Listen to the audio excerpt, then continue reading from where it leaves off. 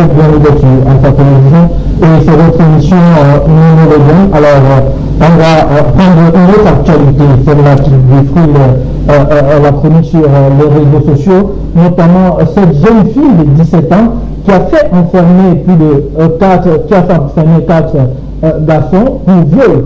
Or, l'histoire parlait plutôt d'une rupture, si on peut dire comme ça, amoureuse. Alors, je vais rapidement donner la parole à l'homme de Dieu sur ce plateau, lui qui conseille, qui est aux côtés de cette jeunesse-là pour les encadrer, pour enseigner la volonté de Dieu. Et d'ailleurs, je précise qu'à 17 ans, on n'est pas censé connaître l'homme. Même si c'est à 30 ans, tant que vous n'êtes pas officiellement marié et présenteur de familles respectives. En fait, aussi, c'est le déclin, en fait, dont nous décrions presque tous les jours. C'est aussi une sorte d'alerte encore à plus d'enseignement et d'éducation. Là, on lit des cantiques dans les Saintes Écritures, qui est un livre qui parle de mœurs, qui parle des relations, d'idylle, d'amour. Il est clairement dit dans un passage de ne pas réveiller l'amour tant qu'il n'est pas encore temps. Pourquoi ne pas réveiller l'amour à 17 ans? On ne dispose pas de tous ces moyens. C'est beaucoup plus souvent, j'appelle ça quoi, des idylles qui sont soit motivées par les hormones de croissance, soit par la puberté, qu'elle soit tardive, qu'elle soit précoce. Et ça fait en sorte que jeunesse sans raison, ça ne peut que traîner ce genre de désastre. Parce qu'elle-même déjà, c'est son honneur, parce que pour une jeune femme, traîner déjà son nom dans les réseaux sociaux et de manière publique une histoire de mœurs, et victime avérée ou non de viol, c'est déjà pas une bonne image pour sa famille, c'est de le propre, selon la Bible. Et pour ces jeunes garçons-là aussi qui ont des familles, c'est un avenir qui est mis entre parenthèses, dont les parents devraient vraiment éduquer les enfants à toutes sortes de vie, la vie scolaire, la vie sentimentale, la vie sexuelle, et puis pouvoir amener les enfants à discuter avec la pédagogie, c'est ça, répéter et pouvoir encadrer même certains sentiments.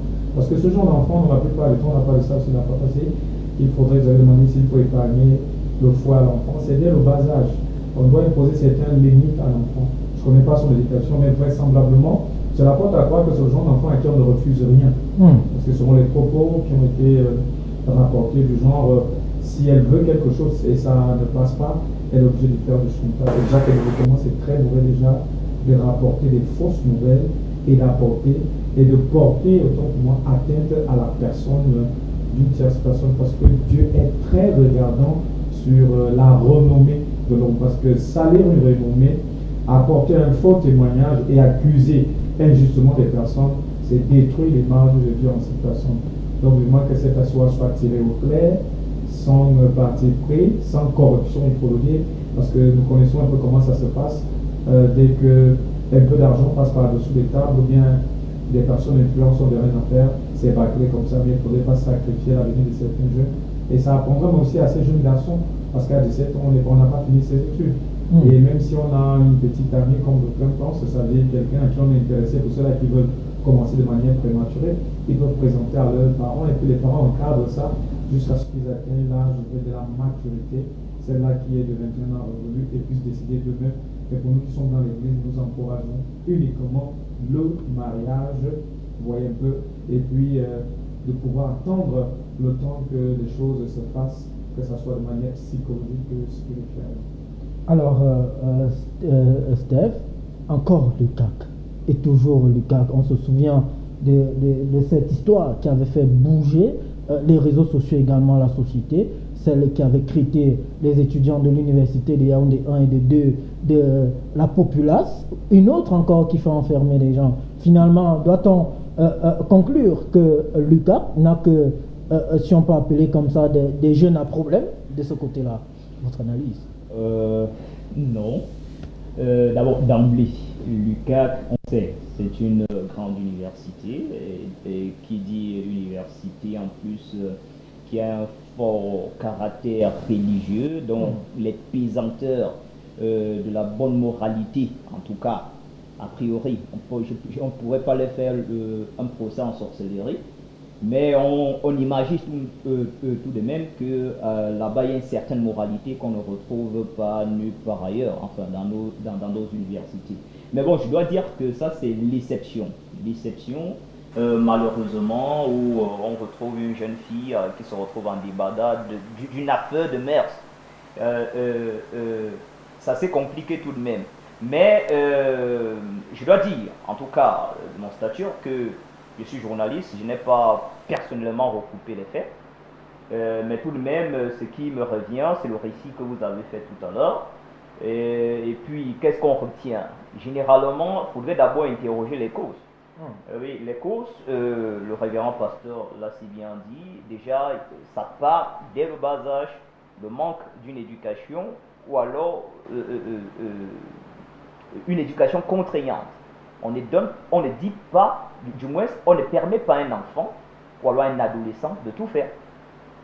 Et ça, malheureusement, c'est ce que vient jeter en déroute le concept d'éducation de ce siècle, du 21e siècle. C'est-à-dire, il y a les droits à l'enfance, il y a le droit à ceci et cela, et puis ça devient, on s'enroule les pinceaux.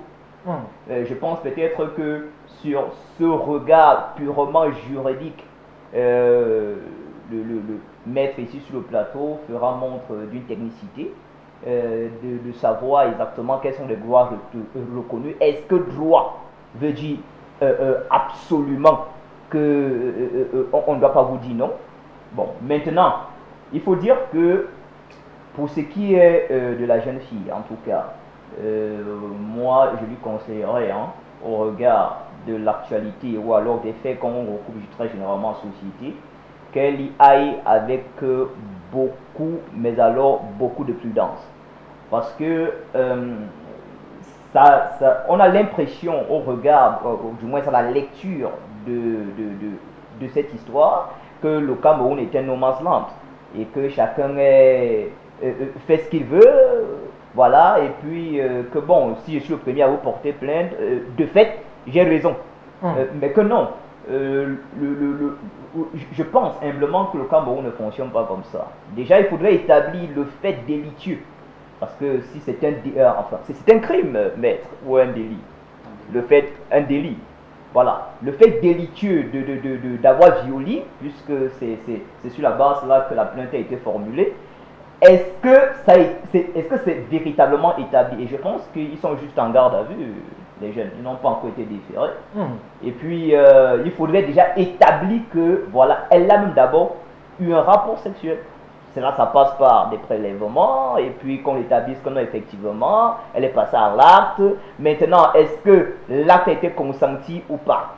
Ça encore, c'est autre chose. Donc, ça peut des enquêtes, mais je dirais que il y a aussi un principe à droit qui voudrait qu'on ne commande pas une affaire qui est en justice. Bon, je ne sais pas si ça est déjà, pour que j'ai une lecture assez superficielle du droit. Mais donc, soyons assez prudents là-dessus et disons-nous que voilà, qu'on fait confiance du moins à l'appareil judiciaire camerounais et que là-dedans, du vrai, du faux sera établi. Alors, avant de donner la parole à la bouche la plus autorisée sur ce plateau, nous allons remercier M. Epé Bindé Alexandre, qui nous a écrit du côté de Facebook, ainsi que Alexis Bikoé-Mandé, Jean Thomas, Célestin Brice Guilloba, qui sont connectés du côté de Facebook. Alors, maître, voilà une fille de 17 ans qui porte plainte pour viol. Et je pense dans la procédure pénale, il y a ce qu'on appelle les convocations. Et là, si l'individu ne se présente pas, je pense, 3 fois, on part arrêter l'individu. Voilà. On est parti arrêter des enfants également. Il faut dire que les jeunes sont âgés de 20 ans et de 18 ans. Entre 17 et 18 ans et de 20 ans également, cette fourchette de tranche. Voilà. Est-ce que la procédure pénale a été respectée? Est-ce qu'un jeune de 17 ans peut porter plainte? Voilà autant de questions qui taraudent les uns et les autres sur les réseaux sociaux. Je vais commencer par dire que le Cameroun est un état de droit. Et en matière de saisie des autorités, il y a des éléments qu'il faut observer. Déjà, il y a parmi ces éléments la capacité à saisir les autorités dans le cadre d'une infraction, d'un délit ou d'un crime. Et au Cameroun, nous avons deux types de majorités. Nous avons la majorité civile et la majorité pénale. La majorité civile, c'est 21 ans. D'accord? Ça veut dire, quand quelqu'un a 21 ans au Cameroun, la personne a la capacité d'exercer et de jouir. Ça veut dire exercer ce droit et d'en jouir. Il y a la capacité pénale. Au Cameroun, la capacité pénale est fixée à 18 ans. Alors, quand j'entends dire qu'une jeune fille de 17 ans, je ne comprends pas, c'est aberrant, c'est un abus de langage. Est-ce qu'elle a la capacité de saisir une fille de 17 ans, même s'il arrive entre guillemets que les faits sont avérés? Est-ce qu'elle a la capacité d'agir? Bon, maintenant, en matière de procédure pénale, d'accord, lorsque un individu porte plainte pour un préjudice subi d'une tierce personne, il y a tout un déroulement de la procédure que les OPJ, c'est-à-dire les officiers de police judiciaire qui travaillent sous la supervision du procureur de la République, ils sont tenus de respecter ce déroulement de la procédure. Alors, j'entends que, selon les faits qui ont été relatés, que la fille a porté plainte et directement, un bon matin, le garçon il voit des gendarmes qui débarquent à la maison, le prennent et l'amènent au niveau de l'unité des polices judiciaires. Je ne comprends non plus ce qui se passe dans ce cas. D'accord?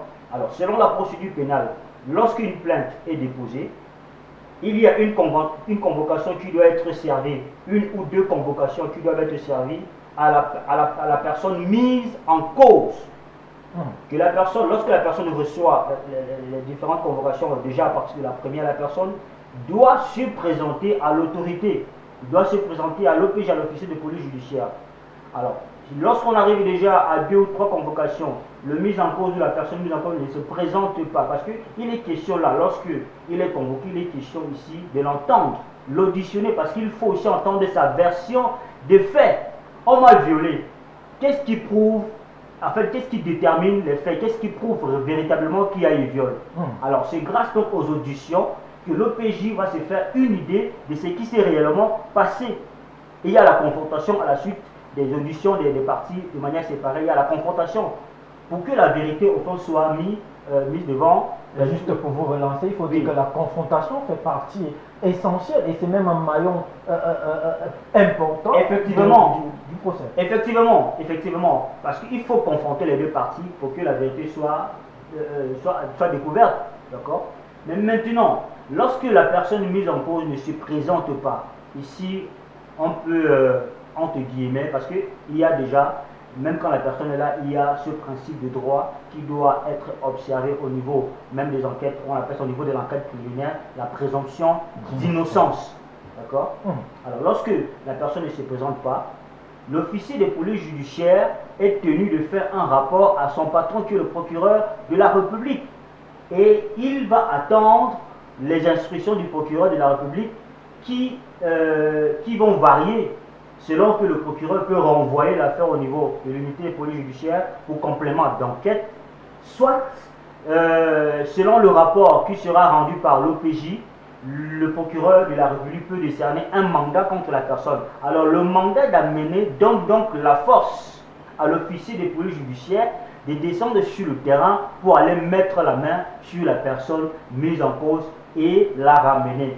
Ça, ce sont les prérogatives qui sont reconnues à la puissance publique. Alors, je me demande dans cette affaire si la procédure a été observée comme ça vient d'être dit.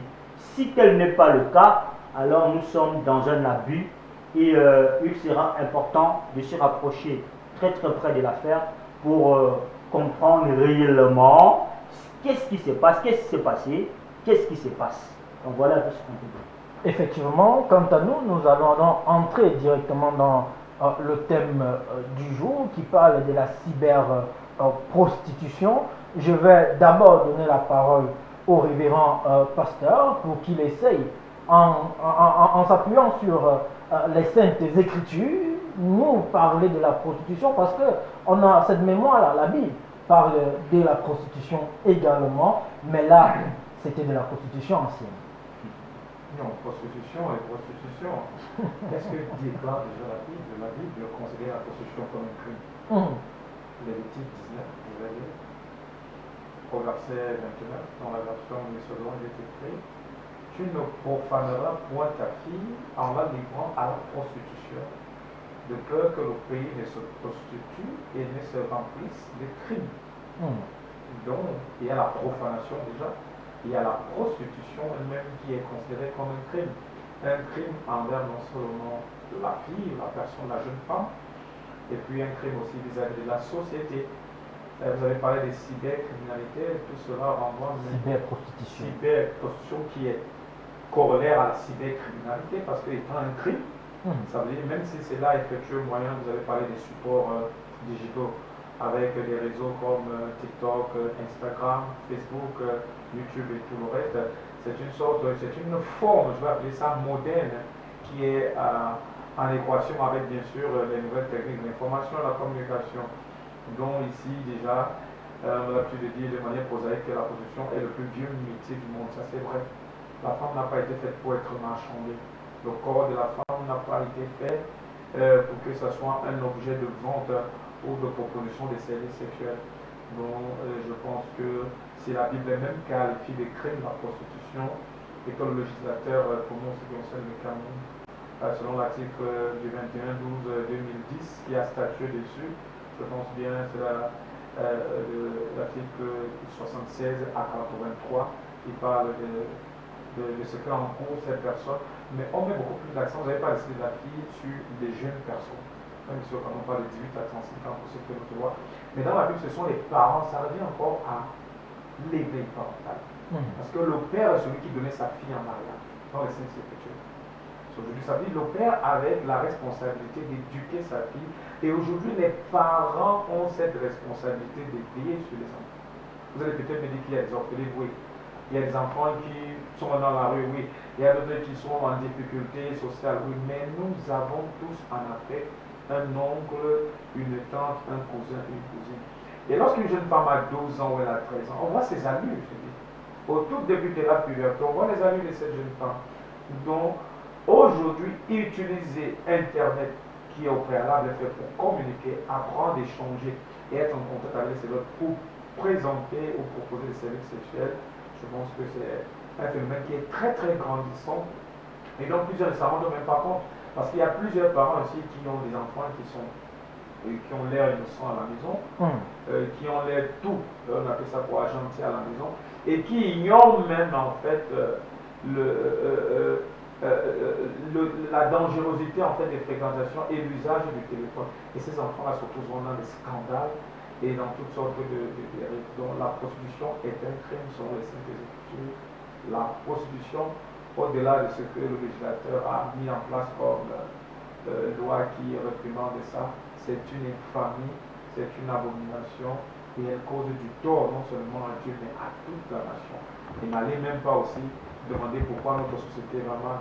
Parce qu'un homme marié, une personne non mariée qui va vers une prostituée, non seulement il se souille avec elle, mais que n'importe quel péché vous pouvez commettre en dehors de votre corps, il n'est pas aussi pire que le péché par de l'impudicité. Quand je parle d'impudicité, je parle de pornéa.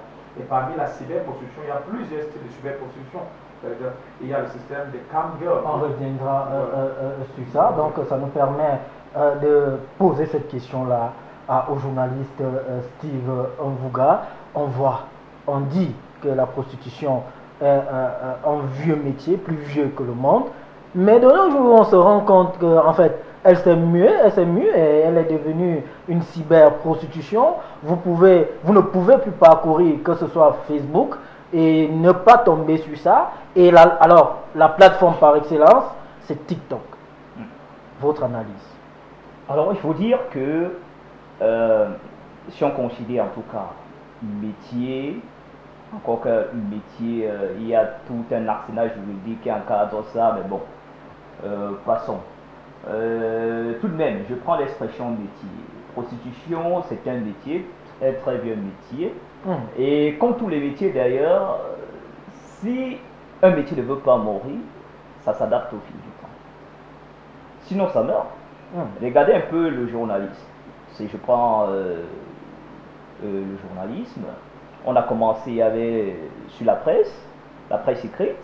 Après la presse écrite, la radio, la télévision. Maintenant, c'est la cyberpresse. Vous voyez un peu. Voilà, la presse en ligne. Donc, c'est à peu près ça. Est-ce qu'il est encore facile de nos jours de voir les filles se balader? Que non. Quand vous baladez votre téléphone, vous êtes même sur votre mur Facebook, vous voyez des annonces. Il y a même des proxénètes. C'est toute une industrie même qui se cache là derrière. Voilà. Donc ça, c'est le constat. Pour dire que, comme tout métier, c'est un métier qui s'adapte au regard des contingences de son temps. Maintenant, dès que je l'ai dit, je voudrais faire observer tout de même que la loi camerounaise sur la question de la cyberprostitution est, à mon sens, un tout petit peu muette, la loi, tant pour moi, parce que j'ai parcouru à mon niveau le code pénal camerounais. Je n'ai vu nulle part écrit article temps parlant de cyberprostitution. Mais par contre, ça condamne bien la prostitution, qui cette fois-là est constatée de manière visuelle, localisée quelque part, de manière physique. Vous voyez bien? Or, la cyberprostitution échappe pratiquement à la loi camerounaise parce qu'elle est en ligne. Ou alors le législateur n'a pas encore pensé s'approprier, ou alors de réguler la société dans laquelle il se trouve. Qui régule les mœurs de la société, c'est le législateur. Peut-être, on va dire, c'est peut-être les âges avancés, ils ne sont pas très jeunes, nos législateurs, quand ils s'asseyent au Parlement. Ils sont d'un certain âge et ne voient pas les préoccupations que nous autres, nous voyons à notre âge. Mais ils sont également connectés sur Facebook et TikTok. Bizarrement.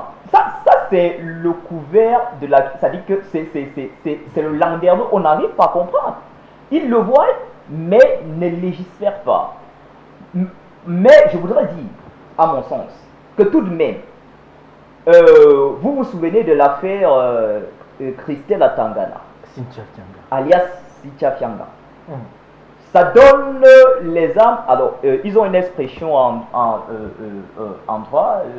Quand il y a une affaire qui a été condamnée, et on peut l'observer aujourd'hui, ça fait jurisprudence, c'est ça. Ça fait nos jurisprudence.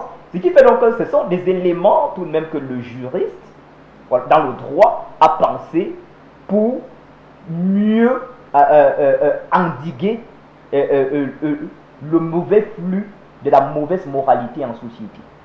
Voyez-vous?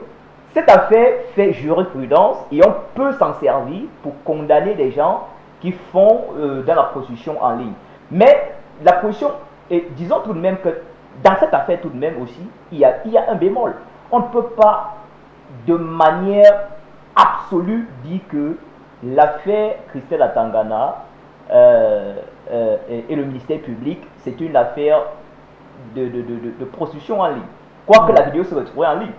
Là, c'était plutôt, je crois, atteinte à la pudeur.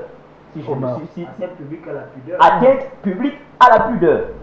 Mais quoique, c'est un élément tout de même aussi qui, de manière morale, arrive dans la société et se présente comme un fer de lance de la nouvelle moralité de nos plus jeunes. Parce que telle personne aura fait et qu'elle est devenue influenceuse, entre parenthèses, et peut se permettre un voyage en Côte d'Ivoire, dans les conditions qui vont avec, et nos sœurs se disent aussi que, bon, écoutez, pourquoi ne pas? De toutes les façons, je ne me perds pas les plumes. Quoique, c'est un mauvais regard.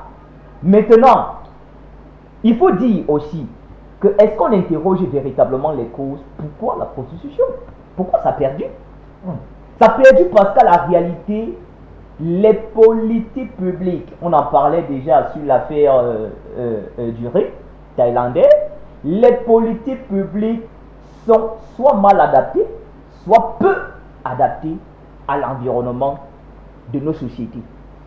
Parce que comment est-ce qu'on arrive à observer cela? Déjà, dans le cercle familial, ça ne va pas. il est impossible pratiquement de nos jours pour un parent de réprimander de manière très sévère un enfant, parce que non, ça ne répond pas aux droits de l'homme ou aux droits de l'enfance.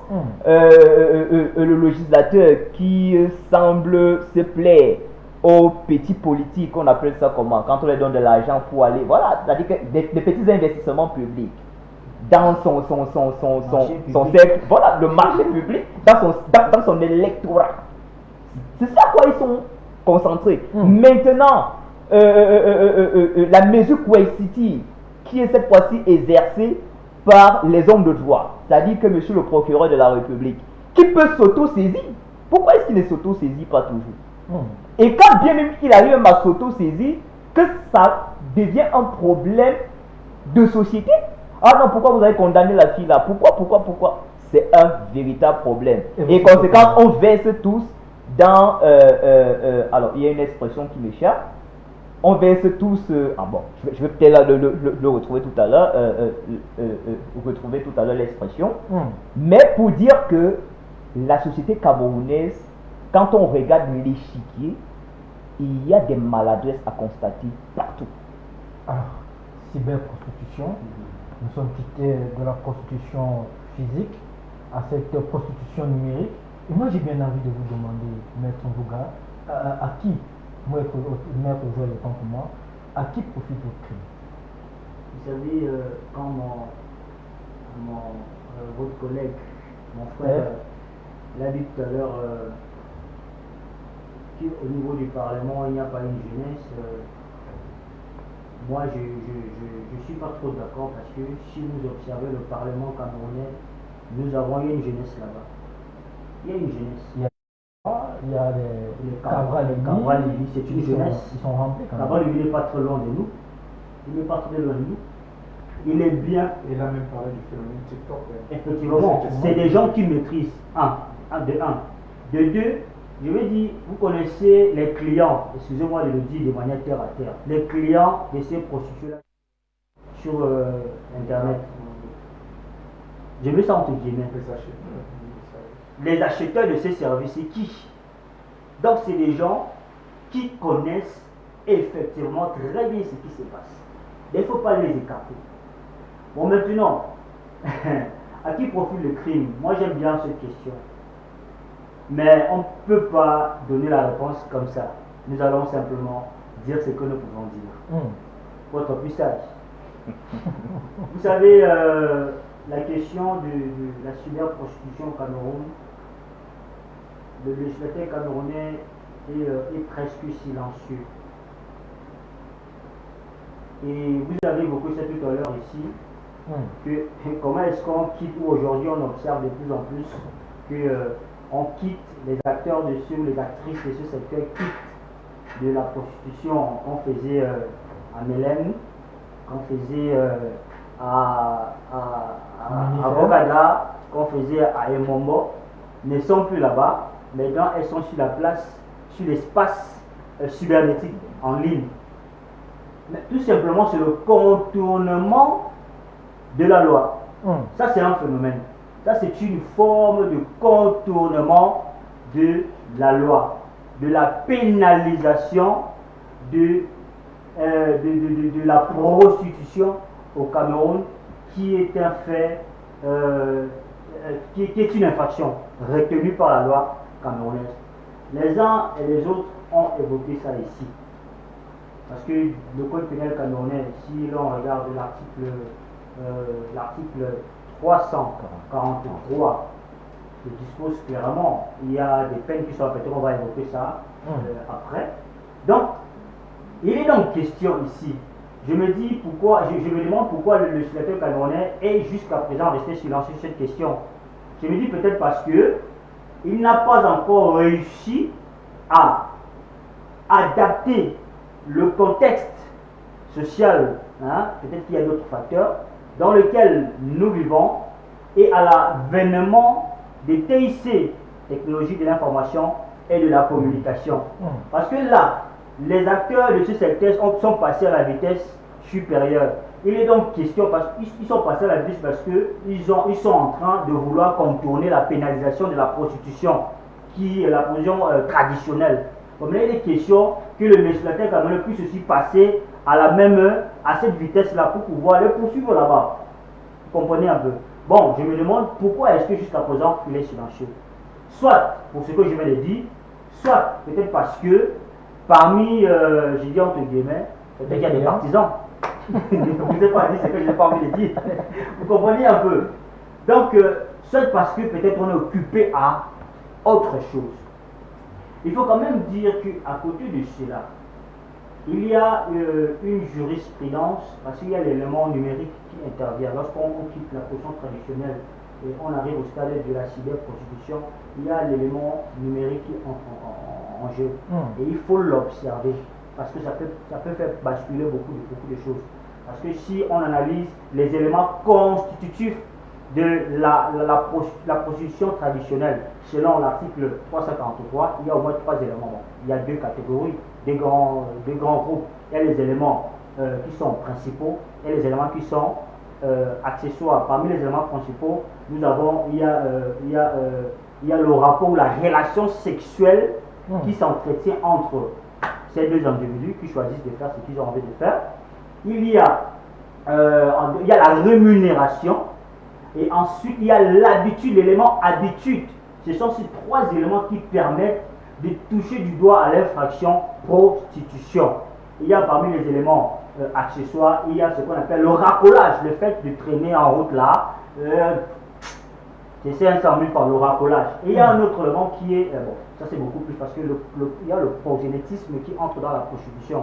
Et à l'intérieur, il y a l'élément, le bénéfice quoi, parce que le progénète, lui, il n'exerce pas la portion directement l'infraction, il ne commet pas l'infraction, mais il met des personnes devant lui qui exercent, qui commettent l'infraction, mais lui, il est bénéficiaire. Bon, maintenant, on se demande si les mêmes éléments observés au niveau de la prostitution traditionnelle, si on peut les observer au niveau de la cyber-prostitution. Oui, on peut les observer, parce qu'il y a là à l'intérieur tous les éléments qu'on a cités pour la prostitution traditionnelle. Mais maintenant, il y a un élément qui s'ajoute, l'élément numérique, la place numérique, le cyberespace. Alors, j'ai tenté de dire tout à l'heure, il y a une jurisprudence, parce que là, jusque-là, le législateur camerounais n'a encore rien dit. Mais il y a quand même une jurisprudence qui reconnaît à certains sites un statut légal d'hébergeur. Vous avez cité TikTok. TikTok est un réseau social qui est hébergé par un site. Et à ce point, cette jurisprudence essaye de revoir ou encore de discuter dans ce statut légal d'hébergeur à ces sites-là, les TikTok, les Facebook, ainsi de suite, en reconnaissant ce statut d'hébergeur, ce statut légal d'hébergeur, ils discutent entre la supervision ou encore le contrôle général de certaines annonces qui sont faites sur les TikTok, les Facebook, ainsi de suite. Parce que sur la place, sur le cyberespace, c'est les mêmes personnes physiques, mais qui font des annonces. Ça veut dire que le racolage n'est plus physique, mais le racolage, c'est fait pour mettre des annonces sur ce site-là. Alors, cette responsabilité est discutée encore, je vais dire, la position de cette jurisprudence discute entre le contrôle général et la responsabilité allégée de ce site dont le statut légal est reconnu d'hébergeur. Donc, il est donc question ici peut-être d'interpeller la conscience du législateur camerounais, d'essayer de voir s'il peut dire quelque chose sur la responsabilité de ces sites web qui hébergent les différents réseaux sociaux que nous avons, par lesquels, au travers desquels, par le biais desquels, nous avons cette prostitution, nous avons cette pratique qui quitte l'étape traditionnelle à l'étape numérique. Donc, il est peut-être plus que jamais temps que le législateur camerounais essaie de se réveiller un peu et d'adapter le droit camerounais, parce que c'est la même personne qui continue là-bas. C'est les mêmes choses là-bas, parce qu'après avoir une fille va s'élever, la plupart sont les étudiants. Elle va des soirs dans les universités parce qu'elle veut survivre. Alors, elle va essayer de créer son compte TikTok.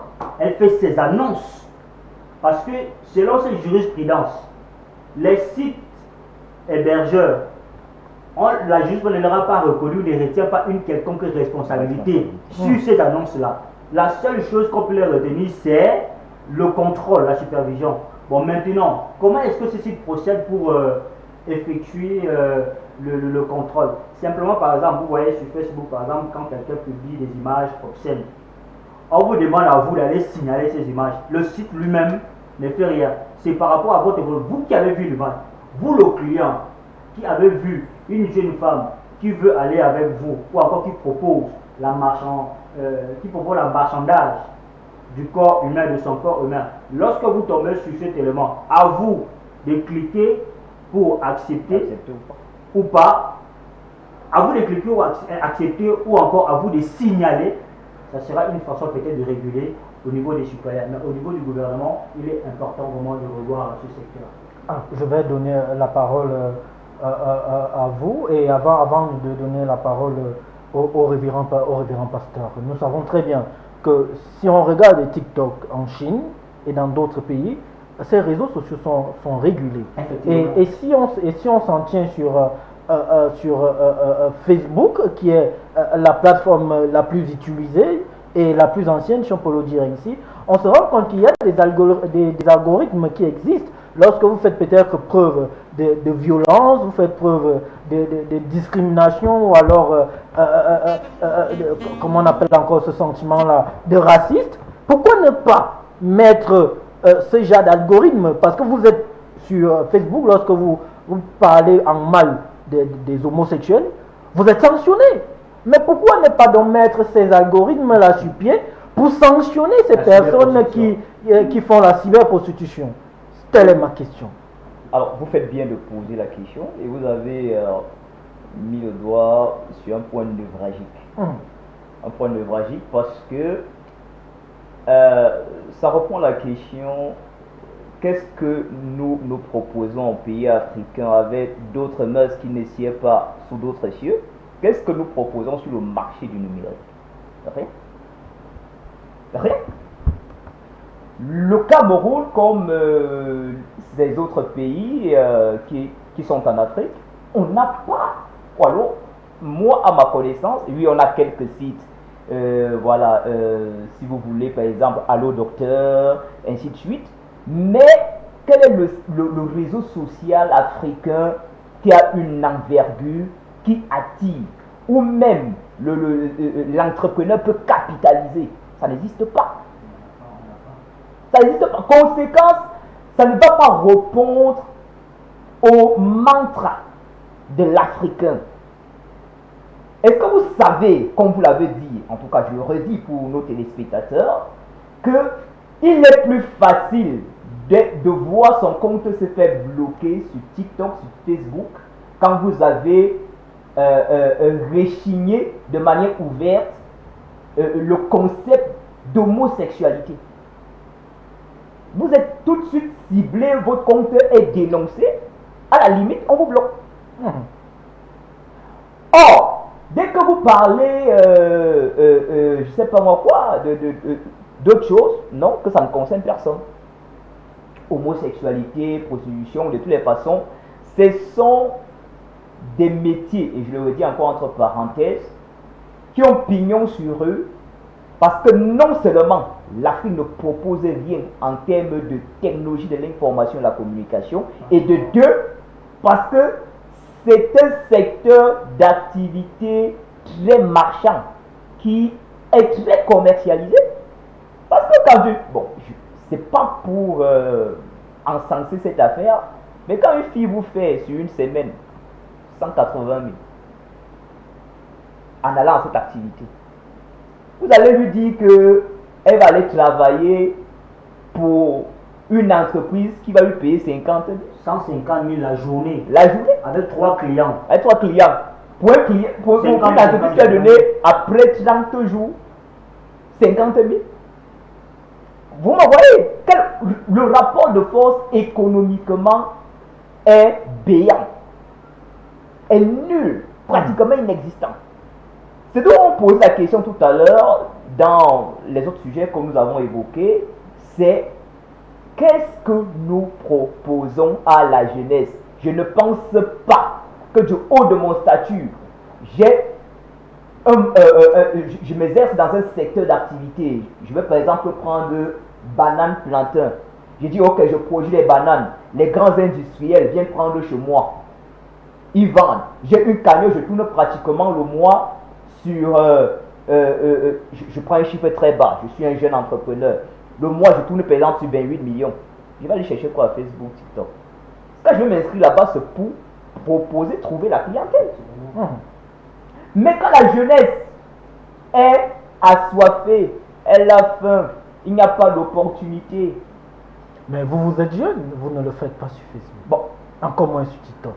Écoutez, on a la chance d'avoir un ministre de culte sur ce plateau. Ça dépend aussi de l'éducation à la base. Je me vois mal, moi, vous gars, aller verser dans cette affaire. Mais moi, vous allez m'excuser, j'ai honte. Je me vois, comment va me regarder ma petite soeur, que mon grand frère est dans cette affaire? C'est compliqué. Parce que la jeunesse aujourd'hui n'a même plus peur, ni des parents, ni de Dieu. Et là, je rejoins assurément, le pasteur sur ce plateau. C'est-à-dire que la culture de la peur, vous voyez, mais quand on vous a dégarni de la culture de la peur, vous y allez, de toute façon, personne ne va vous rien vous dire. Regardez un peu aujourd'hui, les gens qui sont érigés en modèle, les influenceuses, alias Cynthia Fiangan, elle voyage aujourd'hui, elle monte, elle descend. On la pisse là, on la. Monsieur le procureur de la République s'est auto-saisi de cette affaire. On a fait les mains et les pieds, elle est sortie. Qui suivait même son dossier? Quand vous regardez dans son historique, qui a payé pour la procédure? C'est des questions qu'il faut se poser et qui sont assez légitimes. Mais je pense qu'à la réalité que la prostitution en ligne répond, je l'ai dit, à deux éléments. Un, l'Africain ne propose rien en termes de technologie de l'information et en communication. Parce que si on avait un réseau social qui est le reflet de notre société, ce sont des éléments qu'on ne peut pas retrouver. Est-ce que vous savez que Facebook ne passe pas en Chine? C'est un réseau social qui est interdit là-bas. En Russie, on bloque parfois. Facebook, c'est les États-Unis et autres. Et vous vous souvenez même d'abord que dans la guerre économique mondiale, les États-Unis étaient pratiquement front avec la Russie parce qu'ils considéraient que le réseau social de la Chine, autant pour moi avec la Chine, qui se retrouve aux États-Unis, ils recueillaient des informations. Ils ont même eu ce problème-là avec Apple. Voilà. Donc, qu'est-ce que nous, Africains, nous proposons? On ne propose rien. Donc, on part dans une affaire que nous, on ne maîtrise pas. Et conséquence, les aléas sont terribles. Alors, révérend pasteur, il y a cet adage que nos parents nous disaient que la peur du gendarme est le commencement de la sagesse. Est-ce qu'on peut dire de nos jours qu'on n'a plus peur du gendarme, par conséquent, les jeunes d'aujourd'hui, ou certains jeunes d'aujourd'hui, sont devenus des idiots? Telle est ma question. De quel gendarme dont il s'agit? Est-ce que c'est l'individu? Est-ce que c'est l'institution? Nous avions au Cameroun, à cette chose, nous avions l'antique. Et à souvent le dimanche après culte, je reçois souvent ces messages sur la sensibilisation, comment protéger son mot de passe, comment ne pas se livrer à la drogue. Ils envoient même certains articles de loi même qui mettent en garde et qui sanctionnent ceux qui se livrent à tel ou tel acte et tout. Lorsque dans mes propos précédents je parle de cybercriminalité, vous savez, il y a une difficulté, pas seulement au Cameroun, même dans les pays où l'usage des NDIC est pour eux un moyen de véhiculer leur culture. Il est encore très très difficile. Parce que vous avez parlé de ces réseaux-là, ils sont dans les sites d'hébergement. Et lorsque vous voulez créer, que ce soit un compte Facebook ou TikTok et tout, ils ont tout ça, ils ont tous en fait une sorte de conditions générales à lire et de remplir. Maintenant, l'usage que vous mettez dans ce qui est votre compte personnel, ça ne les engage pas de manière explicite. Donc il ne faut qu'au niveau des instances les plus élevées, c'est-à-dire les serveurs nationaux, ils ont parlé le cas de la Chine, de la Russie, Ce ne sont pas les opérateurs à un certain niveau, c'est le régulateur national qui s'assure. Ouais, on n'a pas encore peut-être ce niveau. Et ça dit que le régulateur du Cameroun ne fait pas son travail. Nous n'avons pas encore assez de moyens. Je peux donner cette excuse-là au régulateur. Est-ce que c'est une question de moyens lorsque on sait que lorsqu'il y avait la guerre, en fait, à un moment ou un autre, on a arrêté Internet de ce côté? Quand je parle de moyens, même au Sénégal. je parlais de contrôle. Non, là, ils vont vous parler en fait de ce qu'on appelle atteinte à la sûreté de l'État. On coupe totalement Internet. Ça veut dire on ne donne plus accès. C'est différent de comment réguler Internet. Vous avez parlé tout à l'heure, il y a des propos dont l'algorithme d'un réseau social comme l'État a déjà enregistré. Sur WhatsApp, c'est un peu plus large. Dès que vous prononcez un nom et tout directement, sans même que vous soyez signalé, on vous envoie une notification de mise en garde. Ça n'entre pas en fait dans leur conception. Maintenant, la réalité, c'est quoi? C'est une question de moralité. Vous avez parlé de valeurs. Il n'y a pas que des valeurs. Il y a aussi ce que j'appelle ça le mimétisme. Vous comprenez un peu. Dès qu'une jeune fille aujourd'hui, il y a des jeunes filles, vous allez les voir, celles qui sont dans TikTok, qui sont dans WhatsApp, je ne suis pas trop, mais toutes ces personnes qui ont des comptes de la loi 21-12-2010 a parlé beaucoup plus de la protection des mineurs. Parce que dans la cyberprostitution, il y a la traite humaine qui entre, il y a la prostitution des mineurs, il y a même l'homosexualité dont le législateur camerounais punit d'une amende de 5 à 10 millions de francs CFA et de 5 à 10 ans d'emprisonnement. Ça, c'est pour les cas aggravés. Mais maintenant, est-ce que nous allons, le régulateur et même les hommes, est-ce que tu vas faire la police sur chaque enfant de 16 à 18 ans ou de 18 à 35 ans? On a parlé maintenant des étudiants, des femmes célibataires, des femmes même mariées qui ont besoin d'un revenu. Quelqu'un qui prend son téléphone, je vous ai parlé maintenant du système, du système de camsex et de webcam, qui s'est dit, bon, on a vu les annonces même et tout, photo nue, tel le prix pour te connecter dans un code. Elle allume sa cam et se met à montrer peut-être ses seins, sa poitrine ou bien, comme on appelle ça quoi, son postérieur. Ça veut dire que c'est de manière consentante et volontaire que tu étais abonné et que tu es en train de visualiser. Ça, c'est un fait. Deuxièmement, même, il y a des sites à caractère pornographique dont on ne peut réellement pas mettre la main dessus. Parce que ces sites-là sont protégés par une certaine réglementation. Dans les pays développés, je vous dis ici en Afrique, il y a des pays en Afrique, là, il y a des filles qui ont des cartes de prostitution reconnues. Attention, reconnues. Puis que je connais la Paris d'ailleurs, le Sénégal, si vous connaissez, il y a des filles qui ont pour carte, sa vie de profession, prostituée. Si elle va arriver, vous ne payez pas, c'est elle qui appelle la police. Là-bas, la prostitution n'est pas criminelle, incriminée, parce qu'elle est bien encadrée. Au Cameroun, ce n'est pas encore le cas. Donc, pour celles qui font les châssis, ce qu'on appelle poteaux, pour celles qui sont dans les maisons, pour mettre ici à il y a des proxénètes dans le circuit de la cyberprostitution.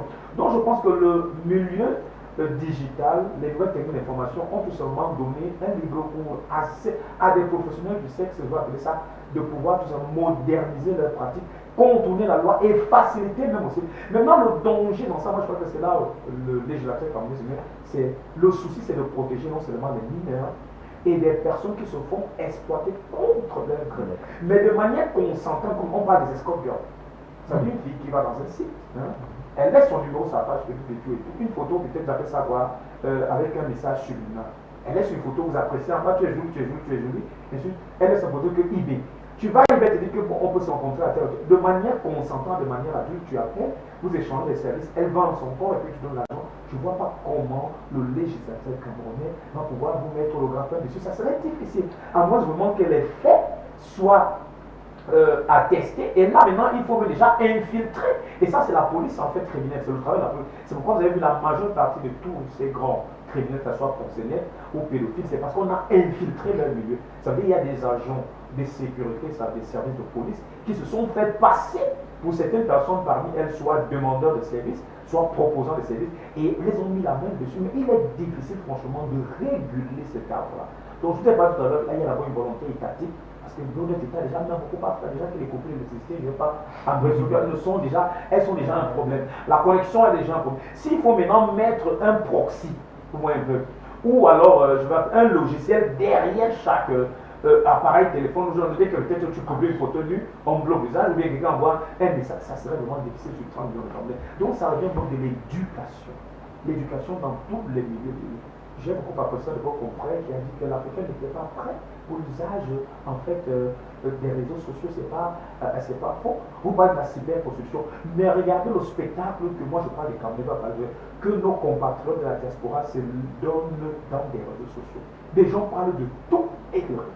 On a l'impression qu'il y a certaines personnes, je ne vais pas dire tous, mais ce qui revient constamment, ça veut dire des invectives, des règlements des comptes, des clashs, et ça va dans tous les sens, des bassesses, des histoires de mœurs, des histoires de nudité, des histoires d'intrigues, de vie. Ça veut dire que c'est tout ce qui est nauséabond qui est apporté au niveau des réseaux sociaux. Est-ce que le problème est Meta? Non. Est-ce que le problème est Facebook? Non. Est-ce que le problème est WhatsApp? Non, puisqu'il y a d'autres personnes qui font des contenus intéressants, qui diffuse des informations. Votre confrère a parlé maintenant de la cyberpresse, elle est intéressante. Aujourd'hui, de votre téléphone portable, partout vous êtes à votre connexion, vous pouvez même laisser les enfants et maman à la maison avec la télévision principale. Vous suivez un journal directement de votre téléphone. Vous suivez un match en temps réel de votre téléphone. Tous ces grands groupes de médias, même le vôtre, ils ont des pages déjà avec, j'appelle ça quoi, ils proposent une sorte d'information en direct. Ça veut dire de votre téléphone pour vous suivre l'actualité. Donc ici, il a parlé d'éducation, la crainte. Quelles sont les valeurs qu'on véhicule? Si une maman à la maison, elle passe son temps à chatter et mettre sa caméra qui tourne, elle se trémousse un peu comme c'est le cas, la petite fille de 12 et 13 ans fera pareil. Et surtout quand ça rapporte, parce qu'il y a même un système de monétisation, je veux dire, il y a d'autres à qui ça rapporte de l'argent, mais il y a d'autres qui tout simplement, ça, je vais appeler ça quoi, ça comble un certain ego.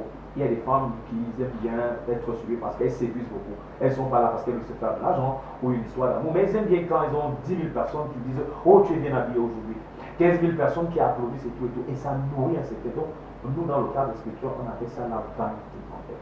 Donc, je pense que la responsabilité commence au niveau de l'éducation, des mœurs, l'usage, faire bon usage de l'Internet et tout ce qui est réseau social. Mais je vous dis, réguler cela, pouvoir encadrer cela et mettre la main sur tous ceux-là qui sont en infraction et qui pratiquent, encouragent ou proposent des services liés à la prostitution ou à la vente du sexe. Il est très difficile, franchement, de manière légale et de manière, même je vais appeler ça quoi, administrative, de pouvoir mettre tout cela en ordre. Donc, il faudrait vraiment qu'on revienne à l'enseignement, à l'éducation et à un certain aussi à la sensibilisation, parce que c'est ça, il faut sensibiliser les gens sur l'importance de la vie privée, sur l'importance de la sacralité, mais aussi de la vérité, sur l'importance en fait de ne pas se permettre de faire du n'importe quoi au niveau des, j'appelle ça quoi, des réseaux sociaux.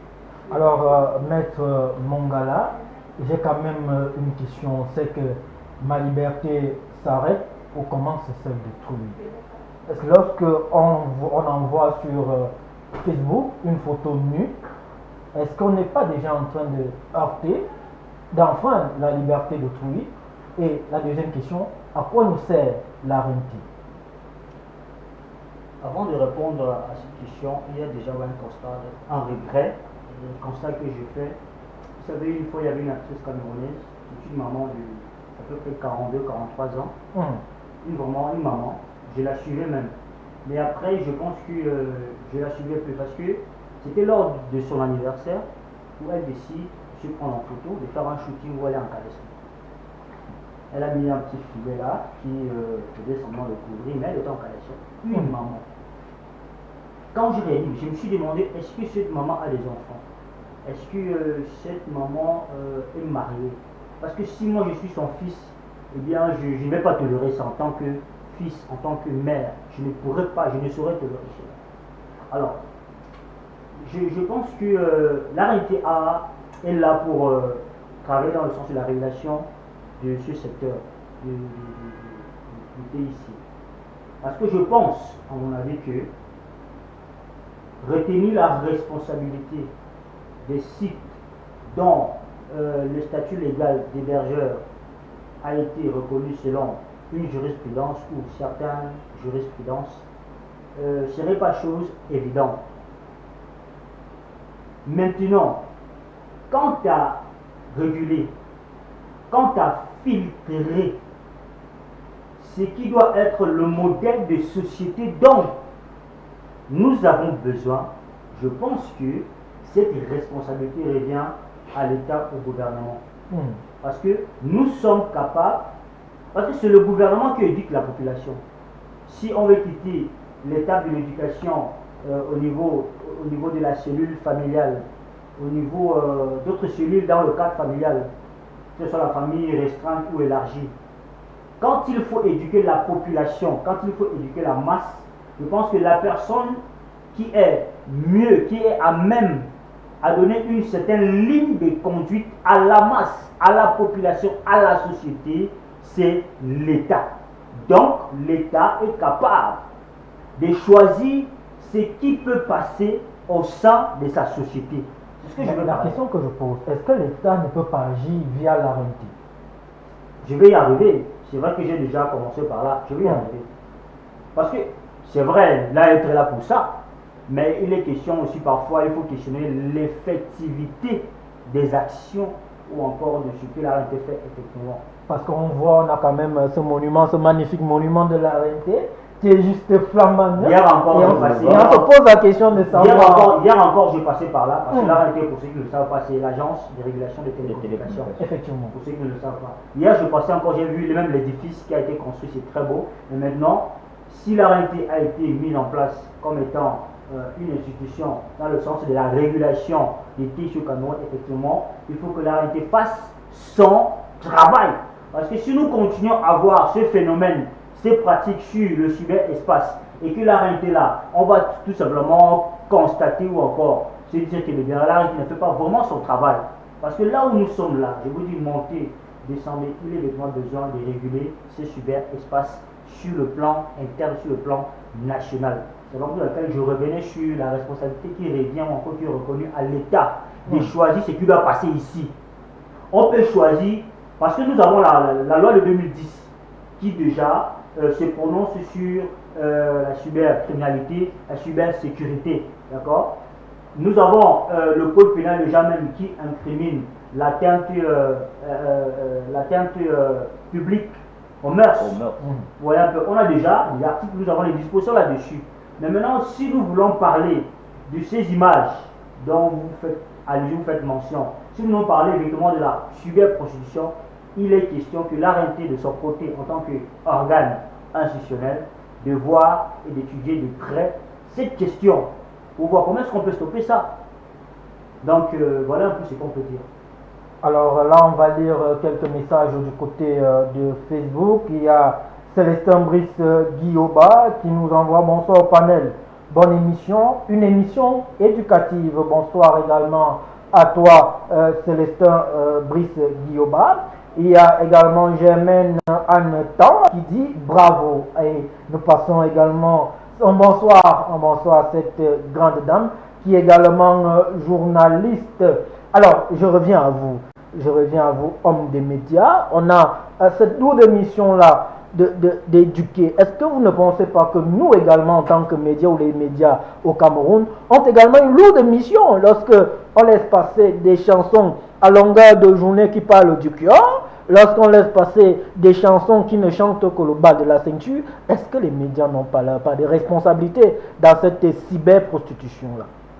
Alors, il faut dire que les chansons dont vous évoquez tout à l'heure, ou alors le contenu médiatique, ça dépend véritablement de la chaîne.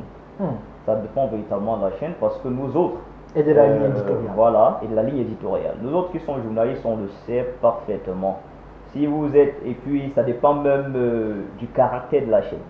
Si vous êtes une chaîne essentiellement d'information, d'abord, ce type de contenu ne peut pas passer. Maintenant, si vous êtes une chaîne à caractère culturel, ça dépend. Ça dépend et même du promoteur et de toute une politique interne propre à la maison.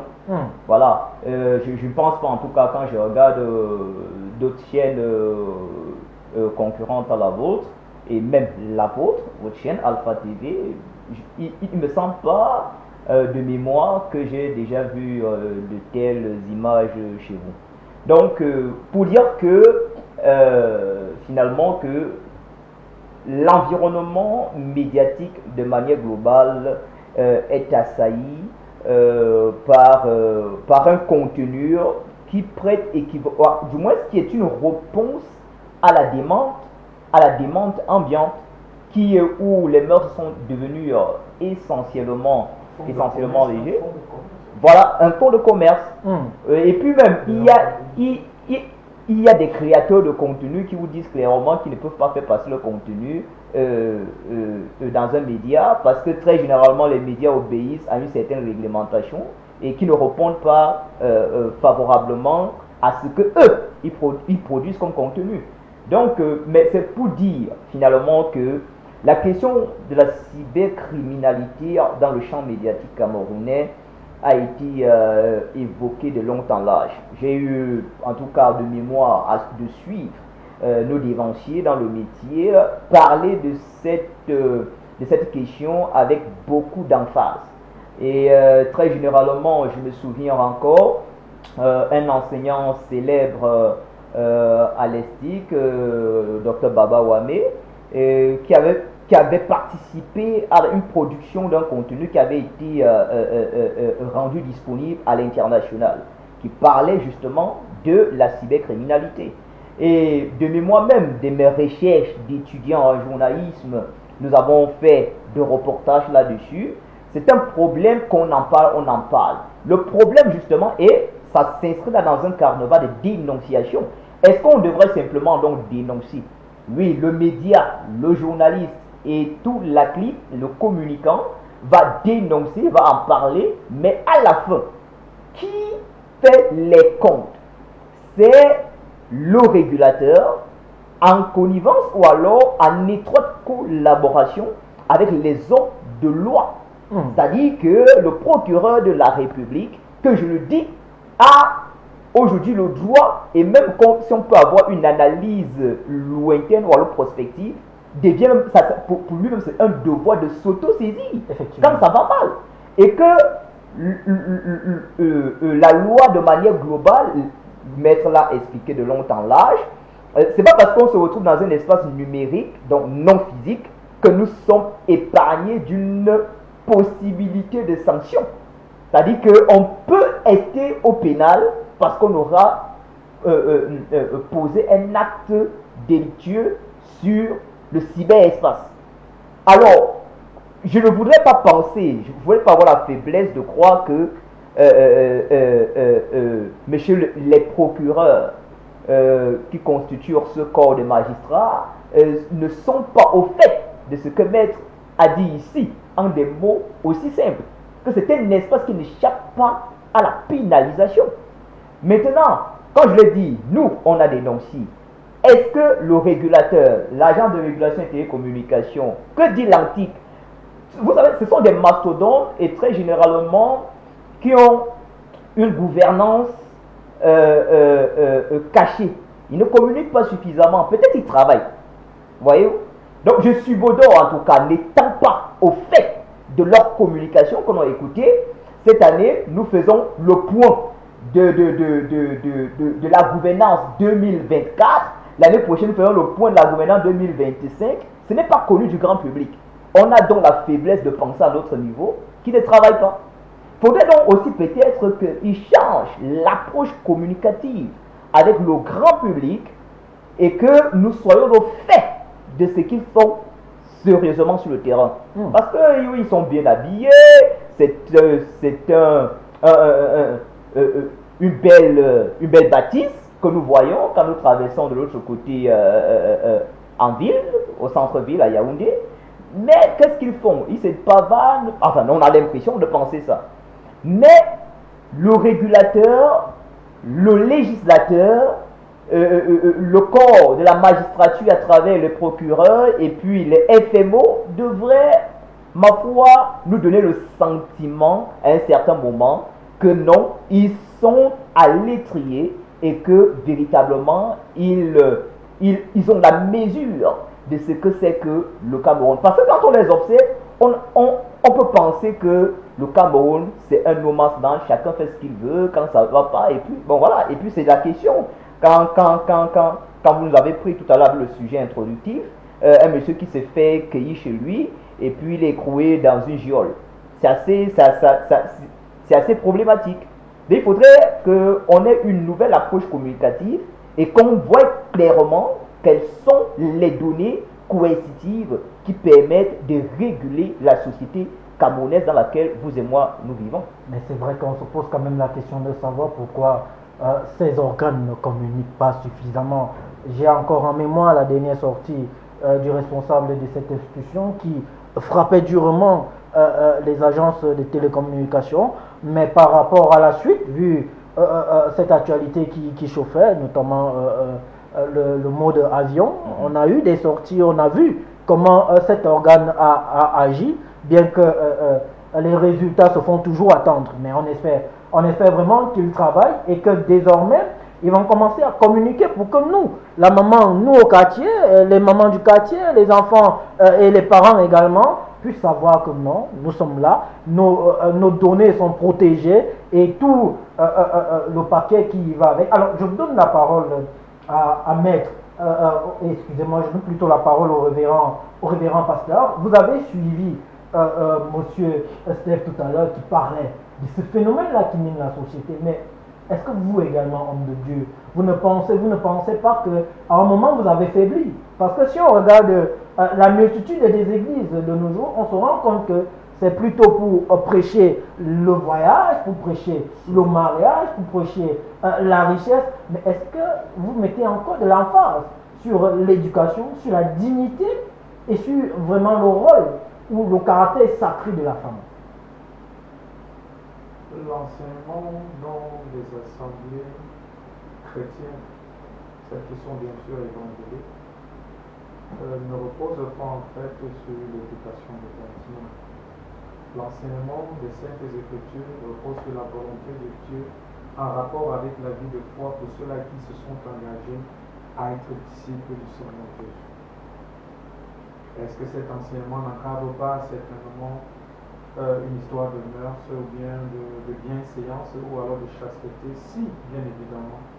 Lorsque les Saintes Écritures parlent de la sanctification corporelle, de l'abstinence, de la chasteté et de la sexualité uniquement dans le cadre du mariage, c'est en fait pour éviter à la société tous ces travers. Parce que lorsqu'on parle du terme impureté dans les Saintes Écritures, qui est d'abord œuvre de la chair, bien que de fois ça soit aussi poussé par certains esprits impurs, parce qu'il y a ces esprits qui ont la capacité de pousser certaines personnes à des actes nauséabonds, ça veut dire contre nature. Il y a des esprits d'homosexualité, il y a des esprits de prostitution, ça c'est biblique. Quand on dit biblique, ça veut dire pas dans l'écriture, mais ce sont des réalités spirituelles. Il y a des personnes qui ont été dédiées, consacrées, qui sont motivées par ces esprits. En fait, chaque pasteur ou voyez, apôtre ou ancien a reçu de Dieu une orientation spirituelle. Et le Saint-Esprit qui est celui-là qui convainc, nous avions dans plusieurs assemblées ce qu'on appelle l'école du dimanche, ça veut dire l'initiation ou à l'enseignement des tout petits, qui voudraient d'abord que les enfants sont déjà exposés à ce qui est sacralité et œuvre de Dieu. Maintenant, nous avions des familles, ça veut dire qu'elles soient mères célibataires ou pas, elles-mêmes qui sont membres de ces assemblées. Qu'est-ce qu'elles font? Dans le livre de Jacques, il y a l'épître de Jacques, qui sont des épîtres générales, parlaient de ne pas être des simples écouteurs oublieux de la parole, mais d'aller mettre en pratique cette parole. Vous voyez, lorsque les gens viennent dans les assemblées, elles viennent déjà avec des attentes. Le Seigneur est clair, Matthieu 11, venez à moi tous qui êtes chargés et fatigués. Ça, ce sont des attentes, ce sont des besoins qui viennent présenter au Seigneur. Mais en retour, ce qui est de la prédication de l'enseignement, comme dit Matthieu 28, verset 19, la Bible dit, enseignez-leur à observer tout ce que je vous ai prescrit. C'est ça le fardeau de Jésus qui est doux et son joug qui est léger. Donc la société même en fait, vous voyez, elle est en pleine, je vais appeler ça quoi, pas métamorphose, mais en pleine crise, parce que 2 Timothée 3, verset 1 ici s'explique, dans les temps derniers, les jours derniers, les temps seront difficiles. Les gens seront irréligieux, arrogants, blasphémateurs, amis, on appelle ça quoi, ils vont être quoi, ennemis en fait de Dieu, des gens du bien, aimant le plaisir plus que Dieu. Aimant le plaisir plus que Dieu. Parce qu'aujourd'hui, vous avez parlé en fait, avant on traitait avec la masturbation, qui est une impureté. Mais aujourd'hui, il y a des gens qui ont transposé ça, on parle de la cyberprostitution. Il y a des jeunes femmes aujourd'hui qui célébrent uniquement des attouchements derrière webcam. J'ai parlé de web, des cam, girlcam. Et on sait que plusieurs responsables du pays sont tombés. Et vous voyez, lorsque même certaines pages dites de lanceurs d'arrêt d'implanteur, lorsqu'ils donnent une information qui est liée à ce qu'ils appellent nude, ça veut dire exposition de la nudité ou bien des parties intimes, vous voyez l'intérêt, l'engouement que ça crée. Femmes mariées, jeunes personnes, de toute, on appelle ça quoi, je l'appelle statut social, ils vont dire non, envoie-moi la vidéo, envoie-moi. Mais quel intérêt un homme, j'appelle ça quoi, doté de bon sens, voilà, va prendre d'aller rater la photo d'un autre en train de. Si vraiment vous-même vous n'avez pas un sérieux problème. Donc si nous insistons, nous ne nous relâchons pas. Nous ne pouvons pas prêcher l'évangile et ne pas tenir compte, considérer les besoins des gens. Il y a des gens qui ont cru à l'évangile en temps au temps de Christ parce qu'ils avaient besoin de guérison. Il y a des gens qui ont cru parce qu'ils avaient besoin de délivrance. Il y a des gens qui ont cru parce qu'ils avaient besoin de paix, de résultats. Tout ça là, l'évangile c'est un tout en fait. Mais l'emphase est mise sur la vie et l'immortalité. Il faudrait maintenant que les gens suivent. Il faudrait que nous aussi nous mettons plus d'emphase et que nous soyons patients. Mais je dis, dans le corps de Christ, dans les assemblées chrétiennes, la chasteté, une vie de pureté, de piété, de crainte et de préservation en fait de son propre corps. La Bible est claire que chacun doit tenir son corps dans l'honnêteté, savoir tenir son corps. Et ça va de voir. Quelqu'un qui sait tenir son corps, je dis, même il y a certains vêtements. Est-ce que vous savez qu'il y a des jeunes personnes aujourd'hui, aller dans les endroits publics, votre confrère a parlé d'une certaine, j'avais pas ça quoi, émancipation à l'occidental qui est nocive. Les gens pensent que avoir des allures de quelqu'un d'aisé, d'instruit ou d'opulence, c'est de faire en sorte que ses enfants s'habillent de manière légère. Non. Vous allez voir des jeunes filles entre 12 et 15, comment elles se mettent? Elles se mettent uniquement soit comme ces stars américaines, européennes, soit comme des influenceuses. Voilà le modèle en fait. Il y a un célèbre journaliste qui a demandé, mais vous savez vos mamans à la maison, vous qui êtes followers, il y a des abonnés de 1 million, 2 000, 3 000 abonnés. Elles suivent beaucoup plus. Il y a des coachs aujourd'hui, il y a des filles aujourd'hui, il y a notre célèbre, je vais faire son nom, lui s'est fait appeler coach tout simplement des filles. Ça veut dire qu'il y a des femmes mariées qui écoutent plus ces coachs-là, plus qu'ils écoutent même leurs propres époux. Vous voulez que nous faisons comment? Il y a aujourd'hui, c'est parce que la toile nous a donné une certaine ouverture. Nous sommes aujourd'hui dans les réseaux sociaux pour prêcher l'évangile. La structure nous a donné plusieurs fois déjà cette opportunité que nous téléphone. Je vous dis, même dans des réseaux sociaux, vous allez voir que ce sont ces mêmes personnes qui contestent la parole de Dieu. Lorsqu'on vous parle de Dieu, vous dites non, vous êtes plus saint que qui, attendez-nous au paradis et tout. Ils se livrent au penchant de leur cœur. Donc la chair, en fait, ce sont ses désirs. Et ces désirs-là sont orientés vers tout ce qui est impureté, dissolution et vanité. Et je crois que nous devons tout simplement redoubler d'ardeur et crier à l'Éternel parce que tout n'est pas perdu. Il y a encore un fait de reste. Nous croyons que les choses peuvent s'améliorer de nuit meilleure, mais on aura besoin de la contribution des parents et puis de l'État. Alors, on aura besoin de la contribution des parents ainsi que de l'État. Ça me permet de parler ou bien de poser cette question à Mel. Nous savons que lorsque vous partez ou bien vous abordez une prostituée, vous faites ce qu'on appelle en quelque sorte un contrat. Alors parlez-nous un peu de ce contrat de prostitution. Vous me posez la question comme si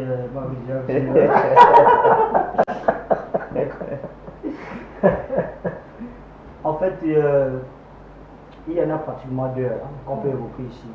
Il y a les contrats de prostitution et le contrat de proxénétisme. Alors, on parle des contrats de prostitution lorsque une personne verse une somme d'argent en échange de la disposition du corps humain de la personne qui veut se prostituer.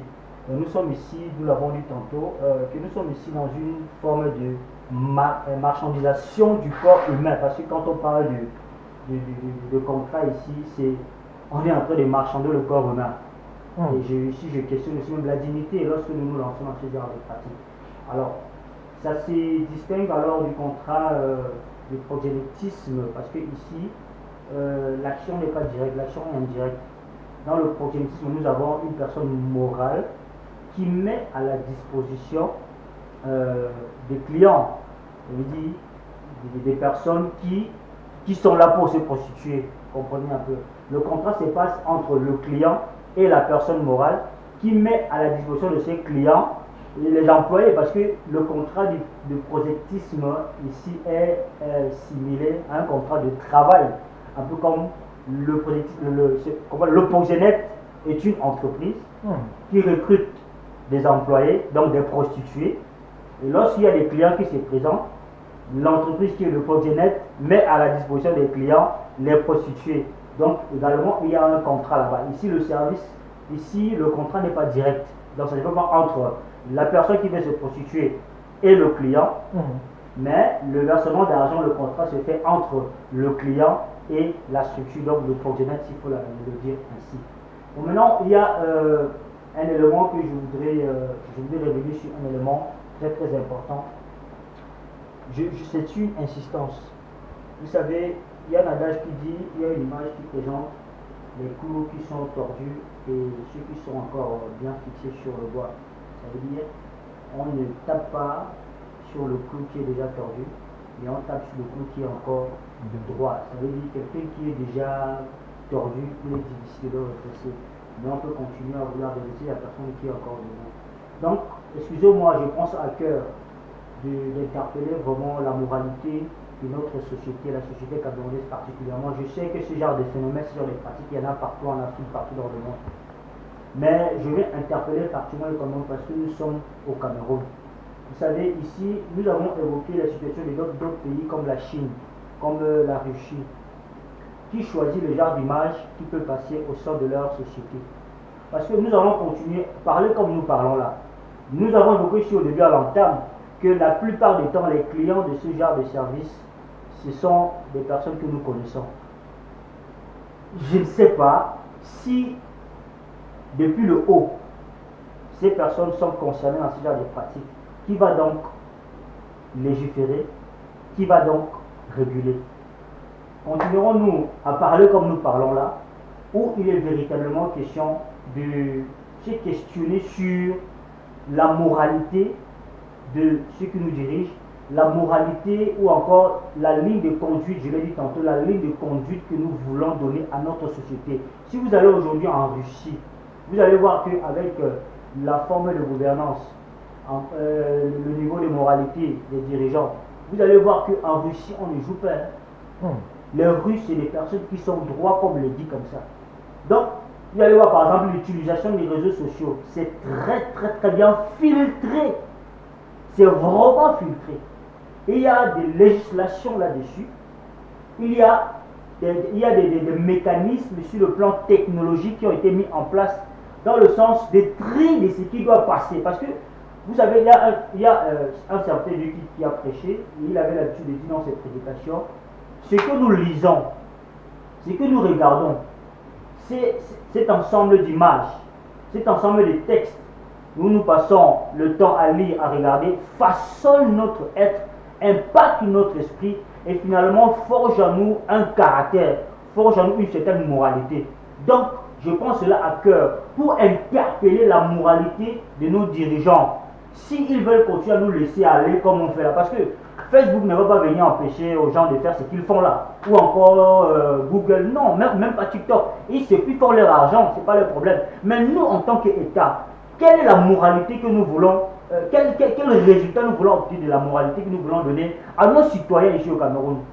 Donc il est vraiment important de prendre cela à cœur, mon frère. Et c'est cela qui fera en sorte que nous puissions, nous les familles, nous sentir à l'aise ici. Et de ne pas embrasser tout bêtement la mondialisation, parce que on va dans les gens sont développés, on peut marcher comme chez les blancs, les gens marchent nus. Non, nous sommes africains, nous avons des valeurs qui nous sont intrinsèques, que nous devons observer, des valeurs que nos aïeux, nos ancêtres nous ont léguées. Nous devons revenir à cela et ne pas embrasser bêtement, ne pas embrasser comme nous faisons avec la mondialisation. Non, nous sommes africains, nous sommes bantous, nous avons une éducation, nous avons des valeurs à observer. Donc il est important que nos dirigeants essaient un peu de voir qu'est-ce qui peut passer au Cameroun et qu'est-ce qui ne peut pas passer au Cameroun pour conserver la bonne moralité des Camerounais. Alors, monsieur Steph, je m'appuie sur les dires de Maître Mongala pour vous relancer sur le plan plutôt politique. Est-ce que vous ne pensez pas que c'est une volonté politique de maintenir le statu quo? Parce qu'il y a quand même des élections. Nous savons que lorsqu'il y a des élections, ces influenceurs et influenceuses jouent d'une façon ou d'une autre une partition dans cette mélodie électorale. Votre analyse? Sincèrement, je pense pas que on pourrait distribuer d'aussi mauvais points à nos politiciens. à l'aune des élections 2025. Non, mais pour être plus sérieux, je pense que, comme on l'a dit, ceux qui font dans la cyberprostitution, généralement c'est pour un besoin de rente financière, ou alors c'est un suivisme, comme l'a si bien dit le ministre de culte ici sur votre plateau, mais qui généralement ne répondent pas, leurs actions ne répondent pas à nos réalités intrinsèques. Maintenant, politiquement, je pense à la réalité, parce que ça relève de l'ordre des politiques publiques. Politique publique en termes de la régulation de la moralité publique camerounaise. Quels sont les rouages ou alors les décisions qui peuvent impacter positivement la façon de raisonner des Camerounais? Quelles sont les politiques de régulation? Enfin, nous sommes revenus là de long en large. On voit finalement, après avoir fait tout le tour et même le détour, que finalement, ce sont des politiques qui ne sont réellement pas adaptées à nos sociétés. C'est pas adapté à nos sociétés. Et là, ça pose même encore le problème de la mondialisation, parce que dans ce domaine-là, on doit participer. En fait, il y a une règle, le donner et le recevoir. Alors, est-ce que les Africains sont appelés uniquement à donner leur corps et à recevoir tout ce qui vient de l'autre côté? Non, oui, bon, Maître est revenu là-dessus. Le problème de la mondialisation, vous savez, ce sont les influences des civilisations. Les guerres de civilisation, depuis belle lurette, on en a constaté. Tant religieuse, c'est-à-dire avec le catholicisme, l'islam, les civilisations africaines, européennes, les civilisations d'outre-mer et autres. Ce sont des guerres de civilisation, mais qui, à la réalité, sont pensées chez d'autres. Quand vous regardez aujourd'hui dans la société française, il y a ce qu'on appelle la francophonie. C'est-à-dire que c'est l'art de vous endoctriner par leur civilisation. C'est-à-dire qu'ils vous impactent par leur manière de faire, leur façon de penser, leurs habitudes même alimentaires. Quand vous regardez aujourd'hui, vous avez la chance ou la malchance de compter fleurette à une belle dame. Quand vous voulez l'inviter, elle va vous dire, je veux manger du shawarma. Mais le shawarma, c'est pas africain, c'est pas camerounais à la base. Le pizza, ça ne nous ressemble pas. Ce sont les guerres des civilisations qui sont pensées à l'Occident. Quand vous regardez les grands salons de la gastronomie, qu'est-ce que l'Africain et le Camerounais, de manière particulière, met sur la table de la gastronomie à l'échelle mondiale? Le coq, soit dit en passant, mais est-ce que ça traverse la géographie africaine, c'est-à-dire de manière géographique? Vous mangez le coq au centre. Dès que vous traversez le Mungo ou bien vous partez là-bas chez les Bassa, vous avez du mal à recenser 200 personnes qui peuvent vous dire de manière fondamentale que j'aime ce plat culinaire. Parce que déjà, on n'a pas une politique de démocratisation de la société africaine. La société africaine, on a l'impression, et même des politiques, vous en parliez quand vous me posez la question, et que j'entrais là-dedans, pour vous expliquer que nous, les Africains, politiquement, on a l'impression qu'on subit la civilisation. C'est-à-dire qu'on y va par tâtonnement. Vous voyez? Quand on va même lire sur le droit pénal camerounais, enfin le droit camerounais, c'est une copie pâle du droit français. Il faut relever d'abord que le code civil, il n'est pas camerounais. Voilà. Autant de choses. Donc, qu'est-ce qui est pensé? Or, le droit, justement, se base sur les réalités de la société. Comment est-ce qu'on explique aujourd'hui, bon, le ministre des Cultes sera peut-être pas d'accord avec moi, que la notion de polygamie n'a pas une dimension démocratique en Afrique. Pourtant, ce sont des réalités que nos dévanciers ont vécu avec et que ça ne choquait nullement pas. Vous voyez? Et d'ailleurs, je vais vous dire que moi, j'ai poussé ma curiosité un peu plus loin sur la question justement de la polygamie. C'est entre parenthèses et puis on va continuer. Est-ce qu'il y a des dames aujourd'hui qui n'ont pas de problème avec la polygamie? C'est-à-dire que si tu lui donnes le confort qui va avec, elle n'a pas de problème avec la polygamie.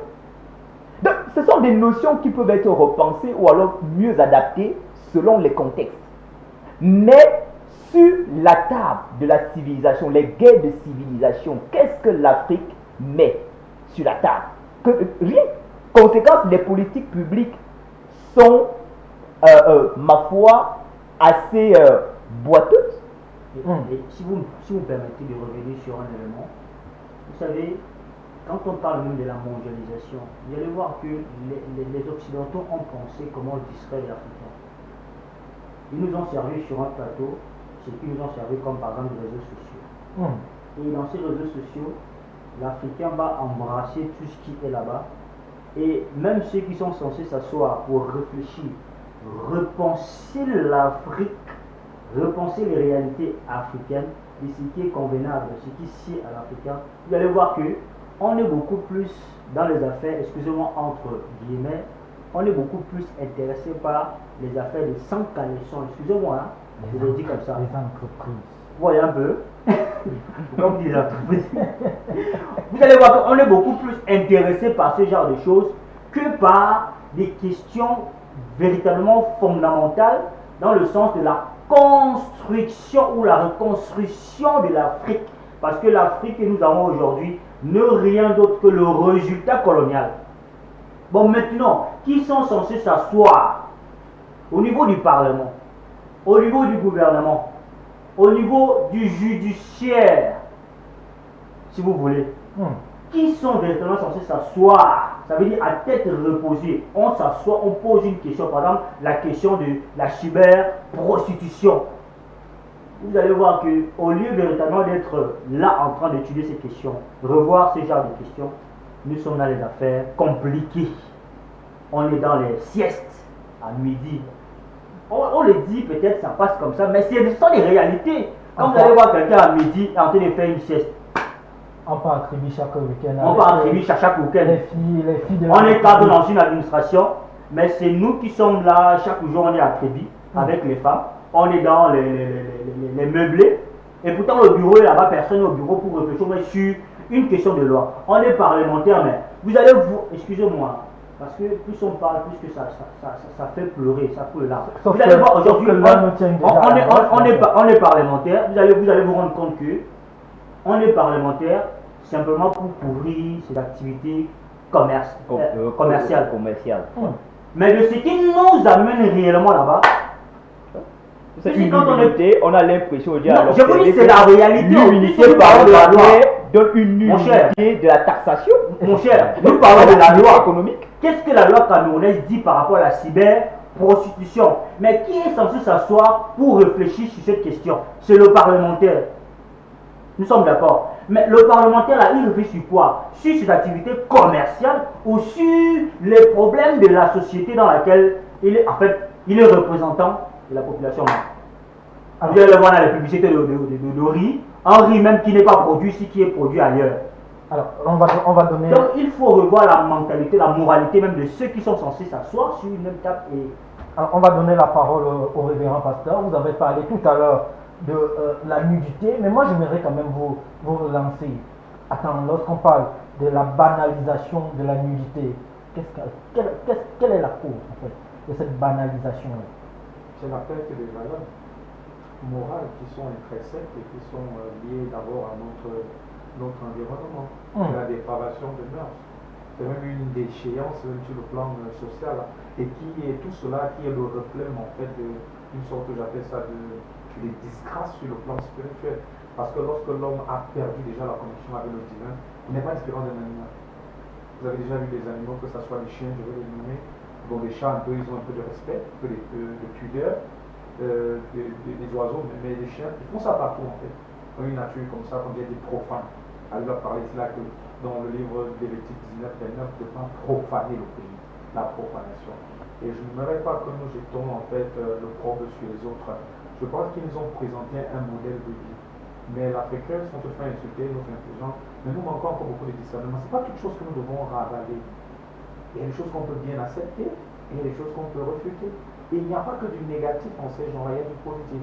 Est-ce que ça ne fait pas du bien d'être ici aujourd'hui à Yaoundé et de parler en temps réel avec quelqu'un qui est aux États-Unis? Est-ce que ça ne fait pas du bien d'être ici à Yaoundé et de connaître en temps réel ce qui se passe peut-être en Russie? De pouvoir servir.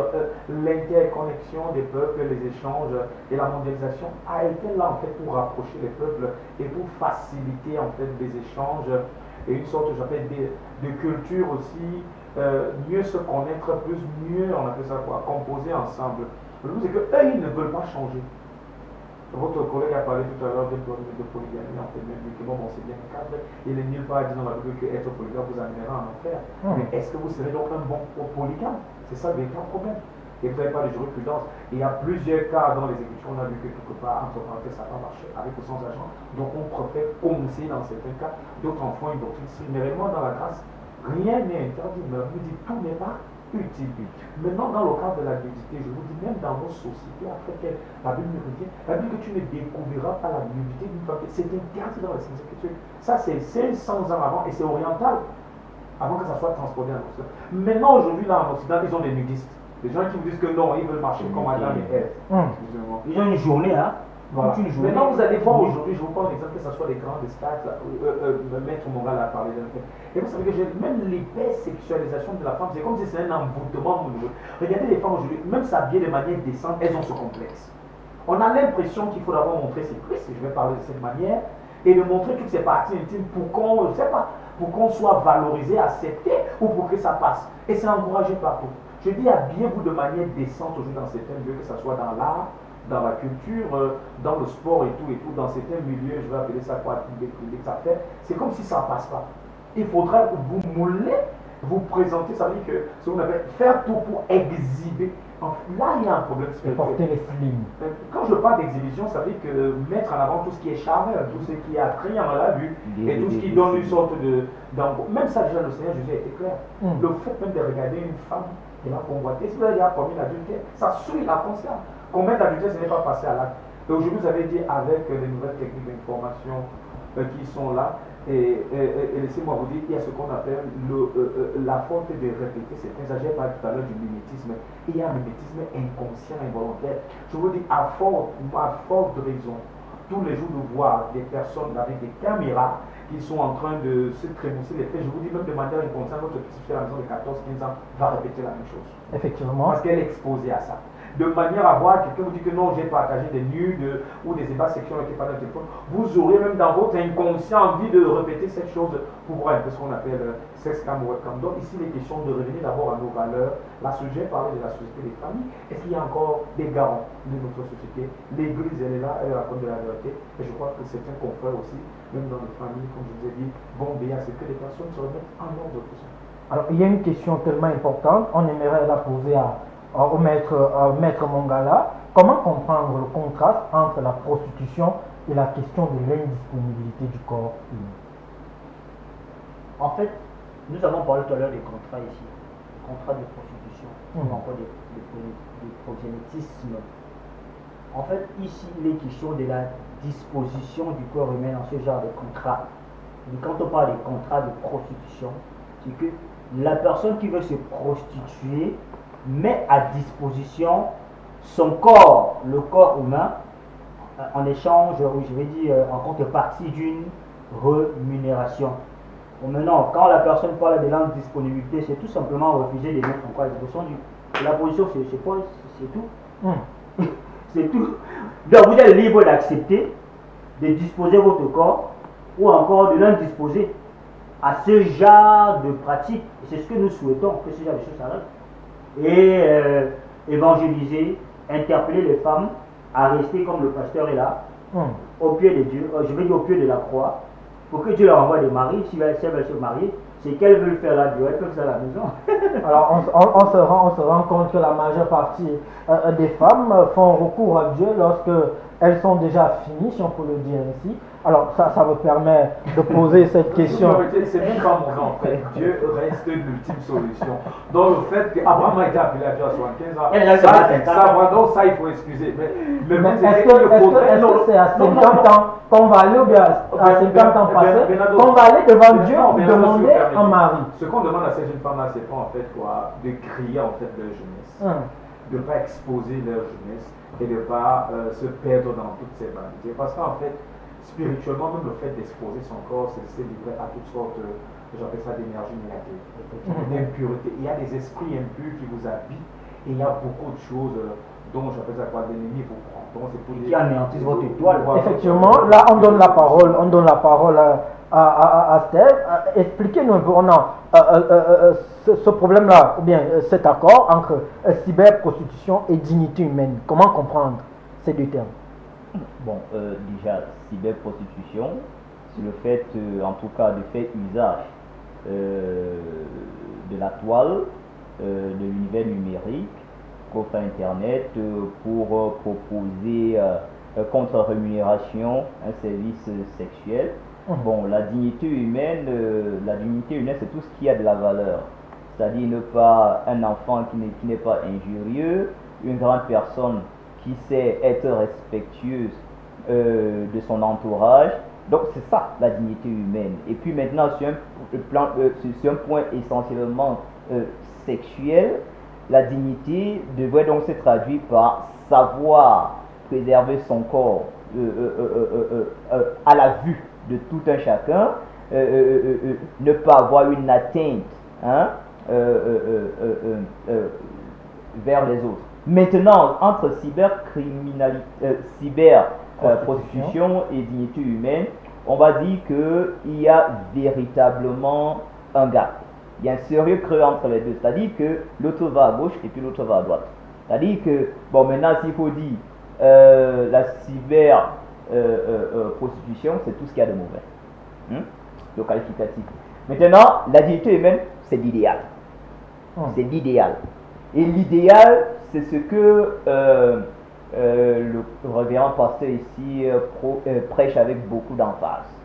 Il faudrait une société qui soit tournée vers des valeurs humaines qui ont un sens. Maintenant, il faudra aussi savoir que, comme la ligne, en tout cas, n'est pas assez grande entre la cyberprostitution et puis la dignité, parce qu'à la réalité, ceux qui sont assez dignes en société deviennent de plus en plus peu, pour ne pas dire rares. Ça devient des espèces absolument rares. Et puis, l'autre, c'est le conformisme à la société d'aujourd'hui. C'est-à-dire, je veux faire comme X, comme Y. Le pasteur parlait, entre autres, enfin, pour le globaliser, du suivisme, un suivisme moutonnier. Bon, donc, pour finir, en tout cas, pour mettre la pédale douce, nous appelons, en tout cas, à mon sens, moi, j'aimerais en tout cas éduquer ma progéniture dans une société qui se porte moralement bien. Mesdames et messieurs, nous sommes arrivés au terme de cette émission. Nous vous disons merci pour votre attention. Vous savez, rediffusion de cette émission lorsqu'il est samedi à 22h30 sur Alpha Télévision. Nous allons remercier tous ceux qui nous ont écrit du côté de Facebook et qui ont envoyé des messages malheureusement qui n'ont pas été lus. Notamment, on a Célestin Brice Guillauba, on a Germaine Anneta, on a Maître Emandé, ainsi que beaucoup d'autres personnes qui ont réagi sur Facebook et qui ont laissé des j'aime. Comme vous le savez, on vous donne rendez-vous vendredi prochain pour une autre émission. Et vivez toujours avec cet adage dans votre tête pour ne pas tomber dans les mailles de la justice. Droit lettre, cette lettre, la loi est dure, mais c'est la loi. Que Dieu bénisse l'Afrique et que Dieu bénisse le Cameroun.